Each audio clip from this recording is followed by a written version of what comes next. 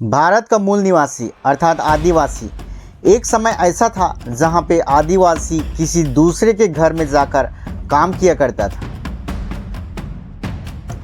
आदिवासी जो शिक्षा से वंचित थे और समाज उन्हें सबसे नीचे देखती थी।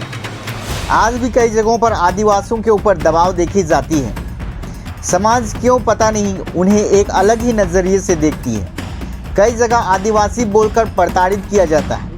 है और जैसे ही सोशल मीडिया पर हम सबने देखा तो ये मानवता को शर्मसार करने वाला वीडियो है।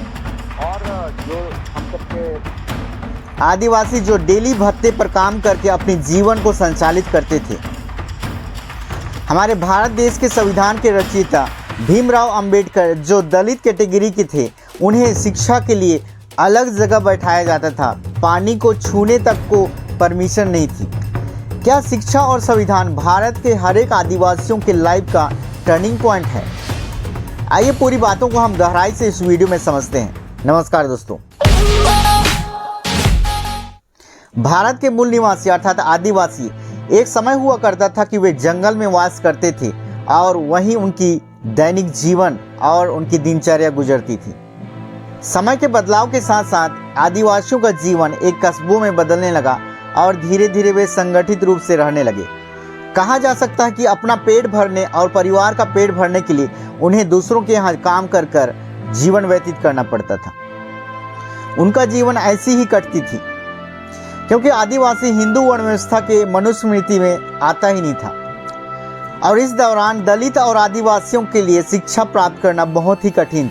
19वीं और 20वीं सदी की भारतीय शिक्षा व्यवस्था को हम देखें तो उस समय गुरुकुल हुआ करती थी और गुरुकुल में जाति आधारित भेदभाव पाए जाती थी। ब्राह्मण, क्षत्रिय, वैश्य के लिए गुरुकुल में शिक्षा मिलती थी। उसके अलावा किसी अन्य वर्ग के लिए शिक्षा का कोई भी प्रावधान नहीं था। शूद्र और दलित समुदाय के बच्चों के लिए गुरुकुल में प्रवेश नहीं मिलती थी। गुरुकुल की शिक्षा में धार्मिक ग्रंथ जैसे वेद, उपनिषद और स्मृतियों को जोर दिया जाता था। इस प्रकार से जाति आधारित भेदभाव गुरुकुल में देखी जाती थी। इस सदी में मुस्लिम मदरसे और अन्य संस्थाएं भी थी। मुस्लिम शासकों के समय में स्थापित मदरसे जहां पे इस्लामिक शिक्षा दी जाती थी। यहाँ कुरान, हदीस, अरबी, फारसी और गणित की शिक्षा दी जाती थी। मदरसों में कुछ हिंदू छात्रों को भी पढ़ने की अनुमति थी, पर यह सीमित थी। इस सदी में स्वदेशी पाठशालाएं और प्राथमिक शिक्षा की भी व्यवस्था थी, जिसमें गांव के स्थानीय शिक्षक बच्चों को पढ़ाते थे। इसमें संस्कृत, गणित, धर्मशास्त्र और नैतिक शिक्षा सिखाई जाती थी। लेकिन दलित और आदिवासी बच्चों को इन पाठशालाओं में प्रवेश नहीं मिलता था। ब्रिटिश राज के दौरान ईसाई मिशनरियों ने स्कूल खोले जिनमें दलित और आदिवासियों के बच्चों को प्रवेश दी जाने लगी। भारतीय संविधान के दाता भीमराव अंबेडकर स्वयं एक मिशन स्कूल से शिक्षा प्राप्त किए क्योंकि अन्य स्कूलों में जातिगत भेदभाव था। मिशनरी स्कूलों ने दलित और आदिवासियों के बच्चों को शिक्षित करने और आगे बढ़ाने में अपनी अहम भूमिका निभाई है। भारत में आदिवासियों की साक्षरता दर समय के साथ बढ़ती रही है। सन 1961 में साक्षरता दर 8.5% था। सन 1991 में यह दर बढ़कर 29.60% हो गया। सन 2011 की जनगणना के अनुसार यह साक्षरता दर 50% तक पहुंच गई। सन 2021 और 22 के आवधिक श्रम बल सर्वेक्षण के अनुसार साक्षरता दर 72.1 हो गई। भारत में आदिवासियों की साक्षरता दर बढ़ाने में अहम भूमिका मिशनरियों का है। विशेष रूप से 19वीं और 20वीं सदी में जहां भारत में कई आदिवासी क्षेत्रों में शिक्षा की प्रचार सीमित थी, वहां जाकर उन्होंने काम करना आरंभ किया। उन्होंने स्कूल और शैक्षिक संस्थाओं का स्थापना किया।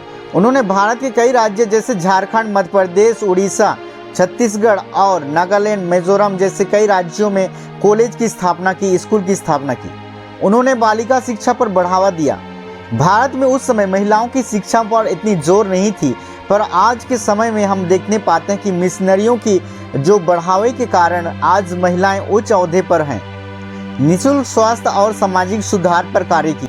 भारत के कई आदिवासी क्षेत्रों में मिशनरीज आए और वहां पे निःशुल्क स्वास्थ्य सेवा प्रारंभ की और कई सारी सेवाएं के कार्य किए, जिसका एक बेस्ट एग्जाम्पल मदर टेरेसा के रूप में हम देख सकते हैं।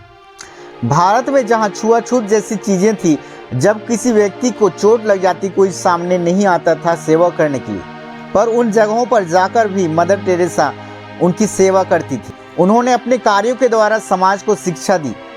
उनके अच्छे जीवन के लिए स्कूल खोले और स्वास्थ्य केंद्र खोले, विधवाओं को शरण दी और अनाथ लोगों का पालन किया।